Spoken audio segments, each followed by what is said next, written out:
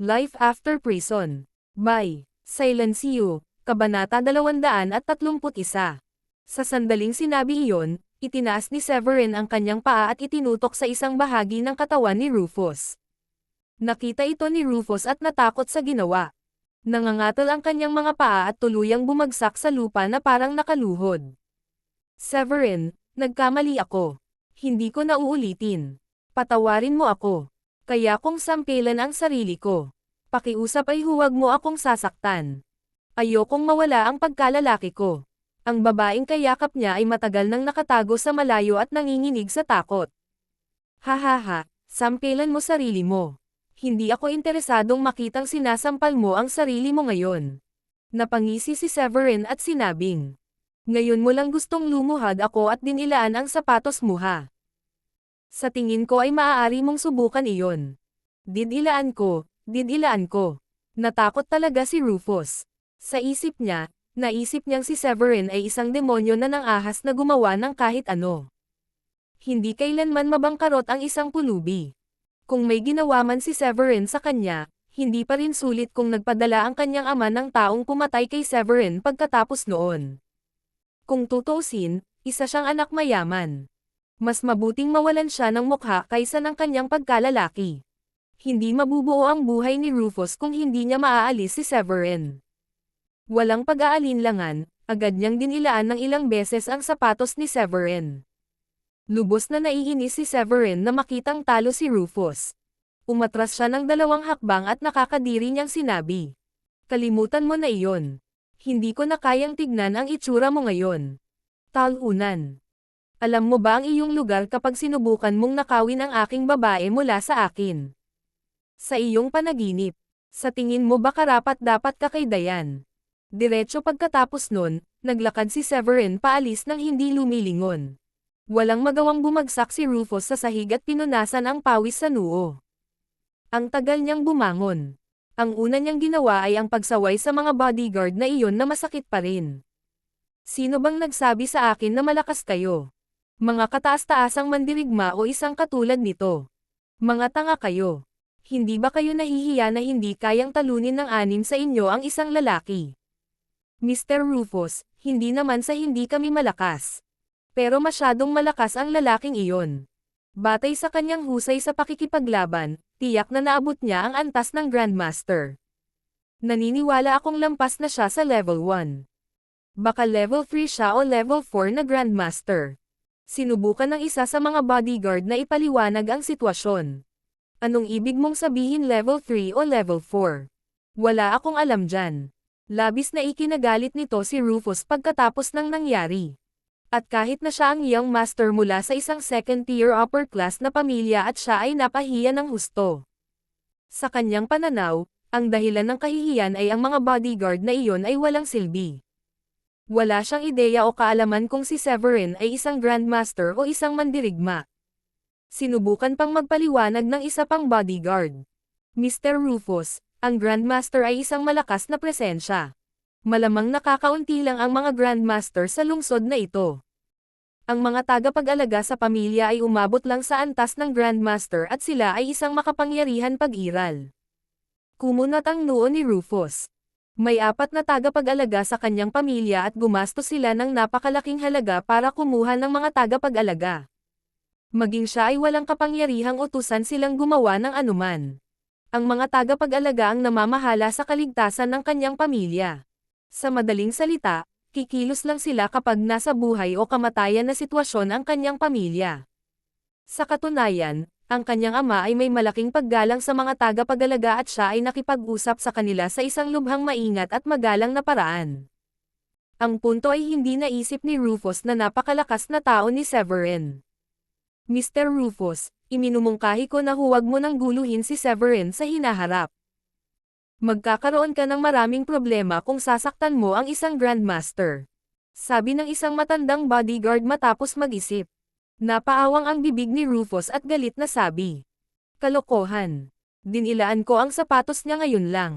Kailan pa ako napahiya noon? Paano ko ito papalampasan? Kumunat ang noo niya at sinabing. Parang kailangan kong gumawa ng bagong plano. Walang sino man sa inyo ang pinahihintulutang sabihin sa sino man ang tungkol sa nangyari. Wala akong ideya kung paano ipapakita ang aking mukha sa paligid kung malaman ito ng ibang tao. Oo, Mr. Rufus. Sabay-sabay na tugon ng 6 na bodyguard. Gayunpaman, hindi nila alam na may 2 lalaking nagtatago sa sulok at nakita ang lahat ng nangyari. Parehong nakuha ang takot sa kanilang buhay. Life After Prison, Kabanata 232. Napalunok ng laway ang isa sa mga lalaki at sinabing, "Ano ang dapat nating gawin? Binigyan tayo ni Mr. Edward ng $15,000 bawat isa para patayin si Severin." Kalokohan. Sa tingin ko, 6 na tao ang nasa antas ng kapitan sa Chavezes. Lahat sila ay hamak na tao pero hindi pa rin nila kayang talunin si Severin. Ito ay isang misyon ng pagpapakamatay kung pareho nating susubukang patayin si Severin. Dati, naskam ni Edward ang $750,000 mula kina Easton at Jada para sa pagkuha ng mga 2-star assassin para patayin si Severin. Pag-uwi niya, pinag-isipan niya ito at nagpas siyang bigyan ng $5,000 ang 2 bodyguard na magaling makipaglaban. Inutusan niya silang patayin si Severin at itinago sa kanyang sarili ang natitirang pera. Nangangahulugan iyon na nakakuha siya ng $720,000 mula sa deal at niloko rin niya si Lucy. Tuwang-tuwa siya sa sarili, lalo na sa pag-alala sa sexy na katawan ni Lucy. Kaya lang hindi niya akalain na ngayon lang nasaksihan ng 2 bodyguard na pinadala niya ang buong eksena. "Tara, balik na tayo. Gago. Ang pakikitungo na ito ay hindi katumbas ng halaga. Hindi natin dapat ipagsapalaran ang ating buhay para sa $15,000. Ang isa pang lalaki ay nagngangalit ang kanyang mga ngipin. Hindi nagtagal, nakabalik na sila sa tirahan ni Horsfield. "Paano ito? Nagawa na ba ninyong 2? Umiinom ng tsaa si Edward nang makita niyang bumalik ang 2 bodyguard. Ang 2 bodyguard ay talagang mid-stage fighters. "Mr. Edward, hindi namin kaya.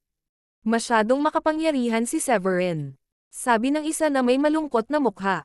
"Nasubukan niyo na ba?" Kumunat ang noo ni Edward at umupo ng maayos habang inilalagay ang teacup sa stone table sa tabi niya. "Hindi. Ngunit sinubukan ni Mr. Rufus. May kasama siyang 6 na bodyguard at sabay nilang inatake si Severin. 6 sa kanila ang natalo ni Severin. Wala ni isa sa kanila ang kalaban ni Severin," sabi ng bodyguard. Nagpatuloy ang pangalawang bodyguard. "Oo, sa huli, binyantaan ni Severin si Mr. Rufus at kailangang lumuhad si Mr. Rufus para dilaan ang sapatos ni Severin." "Ano?" Napabuntong hininga si Edward matapos marinig iyon. 6 na bodyguards at hindi niya kalaban. Minamaliit ko yata ang kakayahan ni Severin. Kaya kailangan ko talagang kumuha ng assassin. Sila ang mga profesional dito at mas maaasahan. Oo. Mr. Edward, dapat kang kumuha ng assassin. At walang makakaalam na ikaw ang kumuha sa kanila. Hindi kami mga profesional na assassin." Mabilis namang pumayag ang mga bodyguard. Muling nag-isip si Edward at nagtanong, "Magkano ang sinabi mo sa pag-upa ng 2-star assassin?" $150. Sagot agad ng bodyguard. Sa katunayan, siya ang nakipag-ugnayan sa mamamatay-tao na organisasyon. Tumango si Edward. "Sige. Kayo na ang bahala dito. Ililipat ko ang pera sa iyo mamaya. Tungkol naman sa perang ibinigay ko sa inyo, hindi nyo na kailangang ibalik sa akin. Pumunta ka at bumili ng alak para sa iyong sarili." "Salamat, Sir Edward." Nagulat ang 2 bodyguard sa narinig. Pagkaalis ng 2 bodyguard, sina Easton at Lucy ang binisita si Edward. "Mr. Easton, ano ang nagdala sa iyo dito ngayon?" Tumingin siya kay Lucy at napalunok ng laway habang hinahangaan ang sexy legs ni Lucy. Sa oras na iyon, hindi alam ni Easton na niloko ni Edward ang kanyang asawa. Nakangiti niyang tanong, "Mr. Edward, sabi mo kukuha ka ng assassin para patayin si Severin. Ano ang proseso?" Life After Prison, Kabanata 233. Narinig ni Edward ang tanong at malamig na tumikim. "Anong meron sa pagmamadali? Alam mo namang galit din ako kay Severin, di ba? Kung hindi siya mamamatay, hinding-hindi ko magiging babae si Diane. Pagkatapos nun, tumingin siya sa mga upuan sa tabi niya at sinabing, "Umupo ka at mag-usap pa tayo. Huwag kang mag-alala. Kinuha ko ang assassin. Sa palagay ko ay mamamatay si Severin sa loob ng 2 o 3 araw." "Ganun ba?" Iyan ay kahanga-hanga. Nakahinga naman ng maluwag si Easton matapos marinig iyon. Hindi mawawala ang sama ng loob niya kay Severin kung patuloy na mabubuhay si Severin. Kahapon, pumunta sila ni Lucy sa ospital para magpa-check up. Sa kasamaang palad, walang nakitang mali ang doktor sa kanyang katawan. Ang lahat ng mga ulat ay nagpapahiwatig na ang kanyang katawan ay maayos. Gayunpaman, ang kanyang katawan ay walang reaksyon sa sinumang babae. Pakiramdam niya ay wala siyang magawa at inis. Lalo na't wala siyang magawa kapag si Lucy ay natutulog sa tabi niya araw-araw. May kutob na nagsasabi sa kanya na si Severin ang nagdulot nito sa kanya. Gayunpaman, imposibleng hilingin niya kay Severin na pagalingin siya. Hindi noong gusto rin siyang patayin ni Severin at hindi ginawa ni Severin dahil gusto muna siyang pahirapan ni Severin. Nakakuha ako ng masasarap na alak sa bahay. Paano kung inumin muna natin ito? Iniaya ni Edward. May naisip siyang ideya habang palihim niyang hinahangaan ang sexy long legs ni Lucy. Oo naman. Karangalan ko na makasama ka sa pag-inom. Tinanggap ni Easton ang imbitasyon na may kumikinang na mga mata. Ang pamilya ni Easton ay hindi man lang itinuturing na isang third-tier upper-class na pamilya.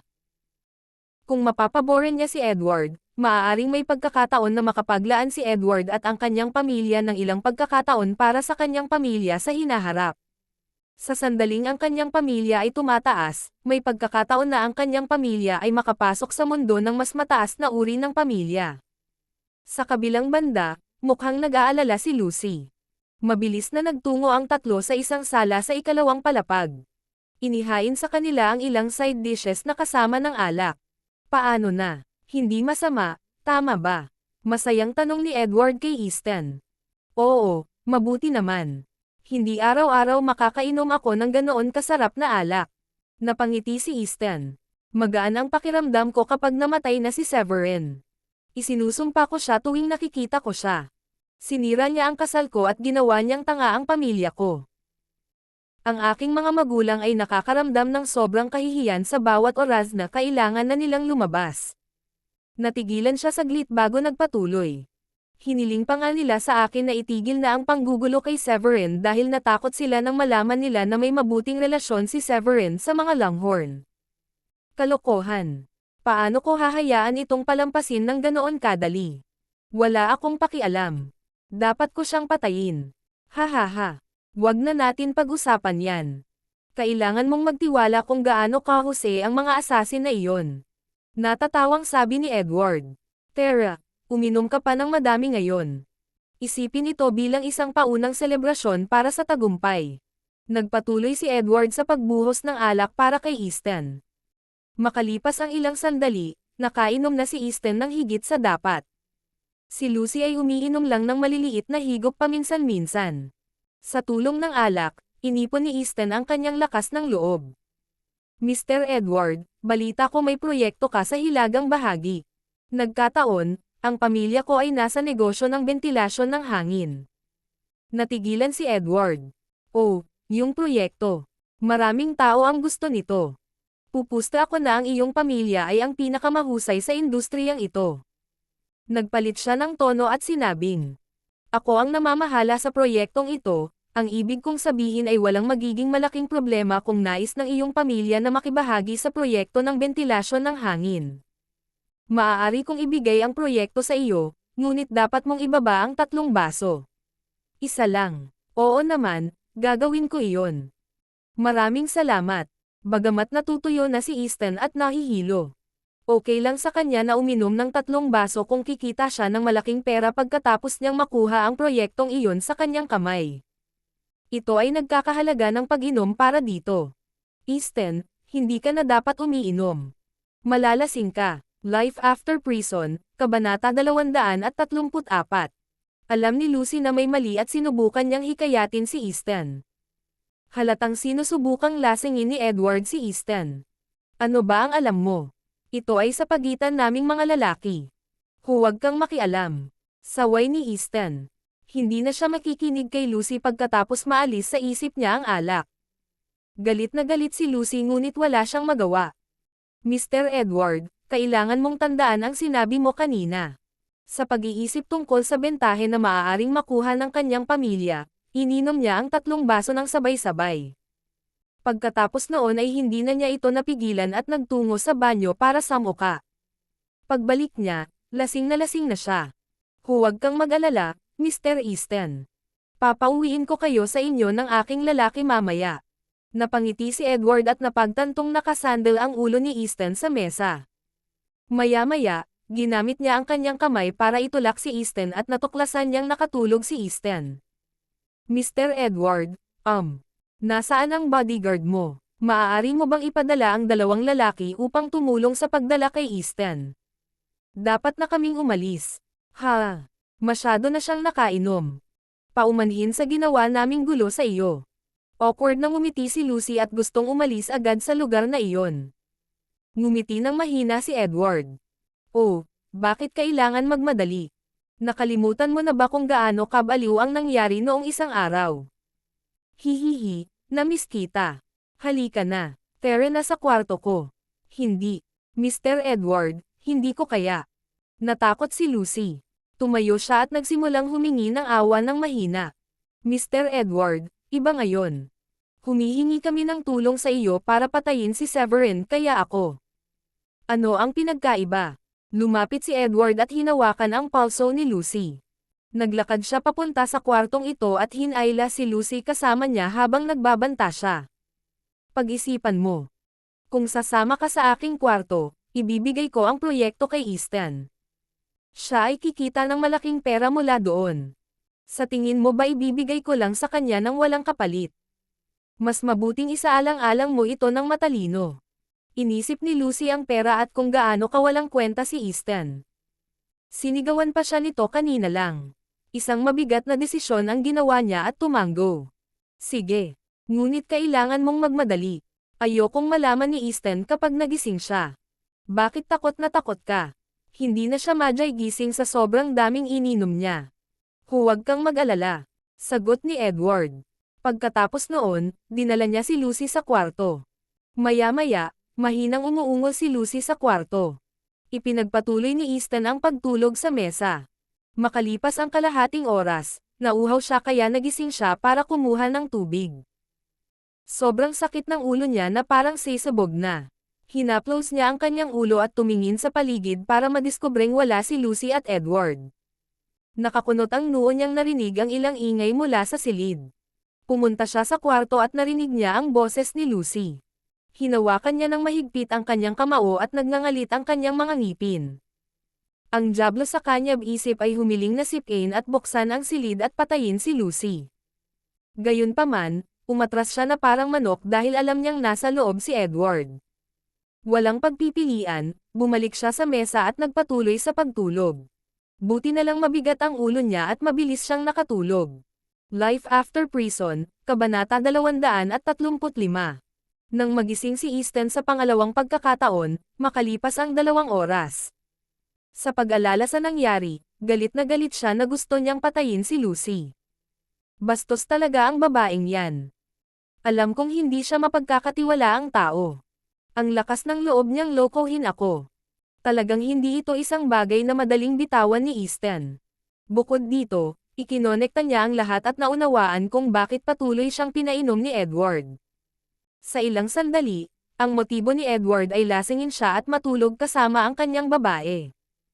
Sa kabila noon, alam niyang wala siyang magagawa kahit na bumaba siya. Parang wala siyang kakayahan na patayin si Edward. Habang pinipigilan niya ang galit ay bumaba siya. Pagbaba niya ay nakita niya sina Edward at Lucy na masayang nagkukwentuhan sa garden. Mahal, gumising ka. Hinayaan ka ni Mr. Edward na magpahinga saglit na nakikita mo kung gaano kakalasing. Pero hindi namin alam na matutulog ka pala ng ganoon katagal. Ngumiti si Lucy kay Easton nang makita itong pababa. Nakonsensya siya kaya mahina siyang nagsalita kay Easton. Gayunpaman, hindi ganoon ang naramdaman ni Easton nang marinig niya ito. Ngumiti siya ng mahina. Napakasama ko sa pag-inom. Pakiramdam ko ay nahihiya ako sa paglalasing pagkatapos lamang ng ilang inumin. Hindi niya nakalimutang paalalahanan si Edward. Mr. Edward, mabibilang pa rin ba ang pangako mo sa akin ngayon? Napangiti si Edward. Ako ay isang tao ng aking salita. Huwag kang mag-alala dyan. Kung ganoon, iyon ay isang panukala. Mr. Edward, hindi ka na namin dapat istorbohin. Aalis na kami. Sagot ni Easton. Tumayo din si Edward at ngumiti. Huwag kang mag-alala. Magkaibigan tayo at hindi mo ako ginugulo. Maaari kang bumalik at uminom muli sa akin kapag libre ka. Napaawang ang bibig ni Easton. Gago ba siya sa paghiling sa amin na pumunta ng mas madalas? Huwag kang mag-alala. Bibisita kami kapag librera na kami. Napangiti si Easton. Kasunod nito, mabilis siyang umalis kasama si Lucy sa pamamagitan ng pagmamaneho. Napatingin si Edward sa likod ni Lucy habang papaalis sila at dinilaan ang labi. Pagkaraan ng ilang sandali ay pinahinto ni Easton ang sasakyan sa gilid ng kalsada. Kumunat ang noo ni Lucy at nagtanong. Anong mali? Bakit tayo huminto? Inikat ni Easton ang kanyang katawan upang humarap kay Lucy at ngumiti. Mahal, alam kong wala ako sa sarili ko nitong mga nakaraan araw. Pero hindi mo naman ako masisisi, diba? Si Severin ang may gawa nito sa katawan ko. Kung hindi, hindi ako ito. Nagsisimula ng makaramdam ng takot si Lucy nang tumingin ng diretso si Easton sa kanyang mga mata. Sinubukan niyang umiwas ng tingin at sinabing, Ako. Hindi ko alam kung ano ang sinasabi mo. Sampal. Hindi na nakatiis si Easton at sinampal si Lucy. Sinabi ko sa'yo na aayusin ko ang katawan ko, hindi magtatagal. Pero ilang araw lang at hindi mo na kayang pigilan ang sarili mo. Akala mo ba hindi ko alam na niloloko mo ako? Sa tingin mo ba madali mo akong maloloko?